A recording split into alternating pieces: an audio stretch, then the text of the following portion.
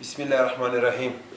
زه نن خپل چې کوم د نوي مرج ډسټرکټ دی د وزیرستان واخله باجوړ چې څومره عوام دي دغو ته دغه نوي بجټ په حواله باندې خبرې کول غواړم چې الحمدلله 25وی آئینی امندمنټ چې وشو چې هغه آئین تکمیل پاکستان هم دی او مونږ قبایلو ته هم انساني بنیادي حقوق پکې ملو شو او هغه چې کوم ثمرات دي ټیک ته تیر 2 کاله مونږ لا هغه حقوق را نه کړی شول چې کوم په ریفارمز کې شامل وو. ریفارمز کمیټې کوم ریکمنډیشن کړی وو حکومت ته چې دا به تاسو دغه قبایلي نیو مرج ډسټرکټ ته ورکوئ چې کوم د 70 کالو نه محروم پاتې شوي دي د حقوقو نه.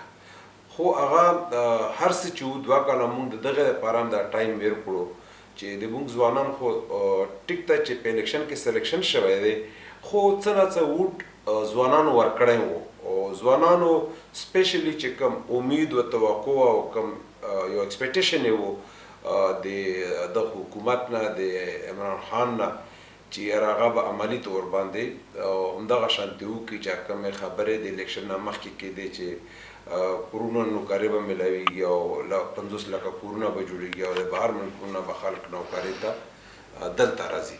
نو موږ د دغې وجې نه دا 2 کاله صرف چې دغو خلکو ته عملي طور باندې د حکومت د کردار پته ولګېږي چې حقیقت څه دی.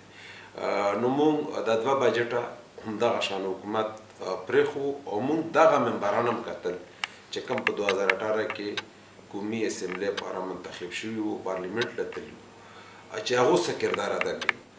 د دغه سره بیا اوس د دغه بجټ لپاره د بجټ نه مخکې چې کومه پارټي ما رجسټرډ کړې ده صرف د دغې د خاطره مجبور شوم چې ما دا پارټي رجسټرډ کړه چې زه د تاسې هغه ټول حقوق واخلم د قبایلو بیا پسې د خیبر پښتونخوا او بیا په ملک کې چې کوم ریفارمز ما کړي دي او دغه پارټي نوم ما تحریک اصلاحات پاکستان کې خو بنیادی وجه همدغه ده چې هغه اصلاحات ما دا کړي وو چې هغه تکمیل پاکستان وو.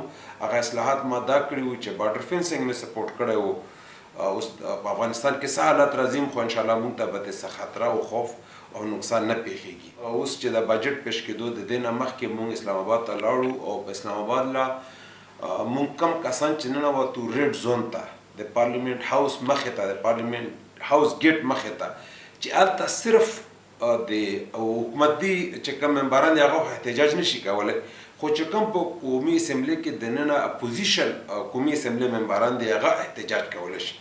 خو موږ د الله شکر ادا کوو د هغو خلکو چې د کوم موږ سره د اخلاص او مینه او موږ سره تللي وو د هغو ټولو شکریا ادا کوو چې موږ ریډ زون ته لاړو او په ریډ زون کې موږ دا میسج ریکارډ کړو چې کومې فیصلې موږ سره په 25 آئین امندمنټ کې شوي دي د ریفارم په حواله په هغه باندې پوره عمل درآمد وشي. په هغه کې په دې بجټ کې 56 ارب روپۍ د نفسي ایوارډ د طرف نه کېښوی شوي چې هغه اوس دو ټارګیټ تقریبا 4,500 ارب روپۍ ورکړی ټیکس جنریټ کېدل چې پکې زموږ تقریبا 900 ارب روپۍ جوړېږي خو 256 ارب روپۍ کېښوي. بیا د وفاقي حکومت نه 48 ارب روپۍ کېښوي چې کوم پروجیکټوس کې به موږ د نیو مرج ډسټرکټ سپورټ کوو. 20 ارب روپۍ د ټي ټي بیز دپاره کېښوي چې کوم خلک واپس تللي دي یا واپس ځي هغو دپاره موږ ډیولپمنټ وکړو. بیا د دې نه بعد اوس پرون د موږ خیبر پښتونخوا صوبایي اسمبلی بجټ پیښ شو. په دې باندې به زه خو د ټولو نه اول د اپوزیشن شکریا ادا کړم چې هغه بغیر شور شرابې نه یو ښه میسیج یې بوتلو چې څه په وفاقي حکومت کې شو. الحمدلله چې موږ پوه خلک دي د خیبر پښتونخوا صوبې څنګه عوام پوه او همغه شانتې نمایندګان پوه منتخب کړي نو ډېر په ښه انداز کې یو جمهوري انداز کې پرون هغه بجټ پیښ شو. اوس چې دا پرون کم بجټ پیښ شو صوبایي حکومت کم 199 ارب آئین یو ارب کم 200 ارب روپۍ اعلان وکړو. په دغو 200 ارب روپو کې هغه د وفاقي بجټ پیسې هم شامل دي چې 55 ارب روپۍ نفسي 48 ارب روپۍ ډایرکټ پروجیکټس د وفاق نه کول دي او په هغه کې 60 ارب روپۍ د ټي ټي بیز والا دي. نو دا په دې 199 ارب روپو کې شامل دي. خو په دغو کې اول ذمہواري د قومي اسمبلی د ممبرانو جوړیږي چې هغه په اسمبلی کې دننه هغه د خپل عوامو او د دغه خاورې ذمہواري پوره کړي چې دغه پیسې د وفاقي حکومت نه صوبې ته راوړي. د هغې نه بعد د صوبایي اسمبلی ممبرانو ذمہواري جوړېږي چې دا پیسې ټولې په صوبه کې ولګوي. ها د دې پیسو نه علاوه چې کوم د پی ټی آی نور ممبران دي د قومي اسمبلی هغه ډایرکټ وفاقي حکومت فنډونه ورکوي او هغه فنډونه دو په خپلو حلقو کې لګوي. لکه څنګه موږ مینهګانو ته 15 کروڑ روپۍ په تېرو 2 کالو کې ورکړې شوې وې.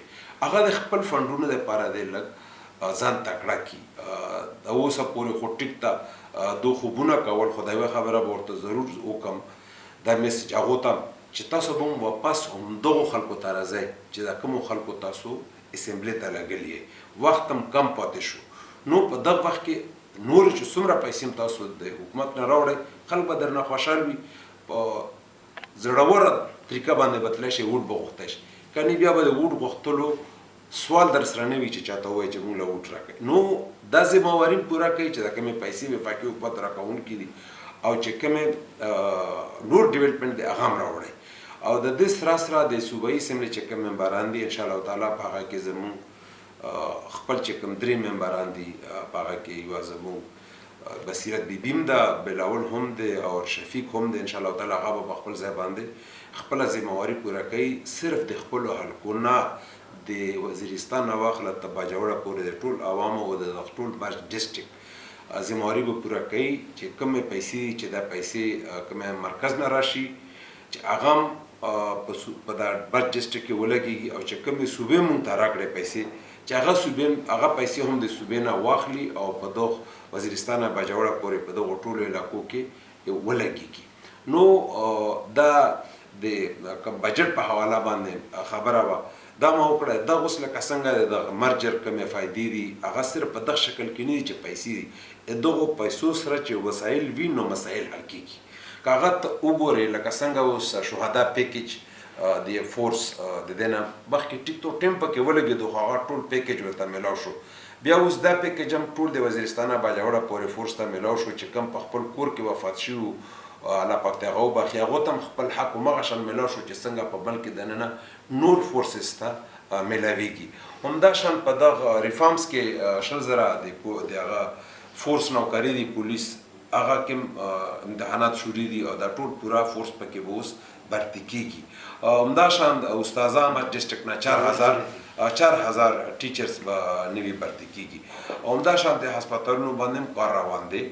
انشاءالله تعالی چې دا پیسې راشي دا ټول کارونه به پکې کېږي او دا فایده به په ګرون باندې خلکو ته رسیږي. چې څنګه مونږ ویلي وو چې مونږ د جدوجهد دغه لپاره دی چې مونږ خپلو عوامو له ټول حقوق واخلو چې کم د نواز شریف او د زرداري او د عمران خان بچو ته حاصل دی چې مونږ د قبایلي بچو ته هم حاصل شي. هغه تاسو الحمدلله وینئ چې د امن په حصه کې وینئ، د دغه په حصه کې هغه تاسو وینئ چې زمونږ خلک اوس هغه دی خوف او ډار ختم شو.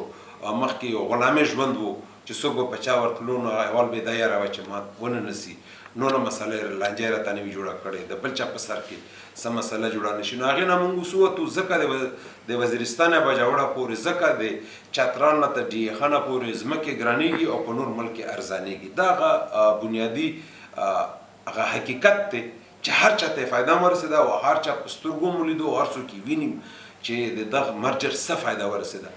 لکه څنګه په مونږ باندې یو تهمت و چې دا علاقه غیر ده او هغې وجې نه مونږ ته په هر ځای کې په هغه نظر باندې نه شول کتی چې کوم نورو پاکستانیانو ته کتی شول. نو مونږ هغه انساني بنیادي حقوق هم واخیستل او د ځان نه هم هغه تور لیبل هم اخوا کړو.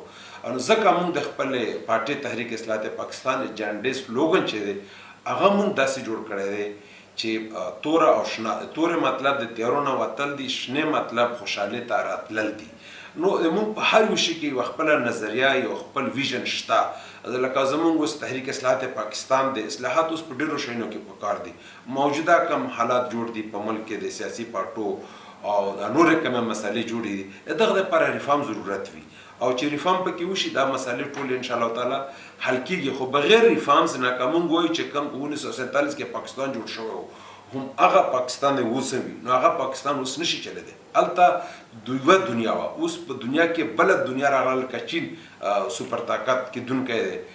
نو دغه بنیادي بدلون دی چې هغه بدلون د وجې نه په هر شي کې اصلاحات پکار دی چې کوم شي نه کرپشن کېږي د مونږ حق خوړی شي یا د مونږ په کوم شي نه د ادارو د عوامي نمایندګانو په منځ کې بې اعتمادي پیدا ویږي یا د مونږ د کوم پولیسي ملکونه دي هغو سره کوم بدګمانیانې جوړېږي دا ختمېدل دي. دا ټول په اصلاحاتو کې شامل دي.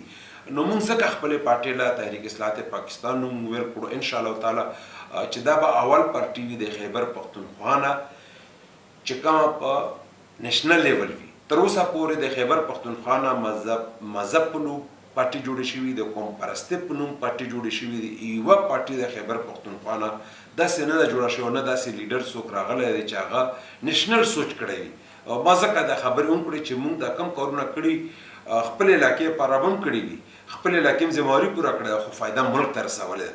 ځکه موږ اوس دا سوچ کوو چې موږ په نیشنل لیول باندې خپلې ذمهواریانې پوره کړو او خلکو په موږ باندې اعتماد کوي چې هغو ته په ګروم باندې موږ وښیل او ښکاره کړل چې موږ کم قسم خپلې ذمهواریانې پوره کړي. نو انشاءالله تعالی زما ستاسو د خپلو قبایلو نه د پښتنو نه محب وطن پاکستانیانو نه دا امید دی چې څنګه تاسو مخکې په ما اعتماد کړی و د دې نه بعد هم که کله د اعتماد وخت راشي نو په هغه امتحان کې به انشاءالله تعالی تاسو پاسېږئ او زه به انشاءالله تعالی زه تاسو ته خپله ذمهواري چې کومه ده هغه ما ښیلې ده او بیا هم چې کله ما باندې تاسو اعتماد وکړئ انشاءالله زه به یې ته ثابتوم چې ما خپله ذمهواري بغیر د څه کرپشن نه بغیر د څه خپل مفاد نه یا بغیر د خپل څه پوینټ سکورینګ نه پوره کړه نه زه به ستاسو هغه حقوق به هم درته اخلم او ذمهواري به هم درته ثابتوم چې کومه تر اوسه پورې ستاسو یو خواب و یو امید هم و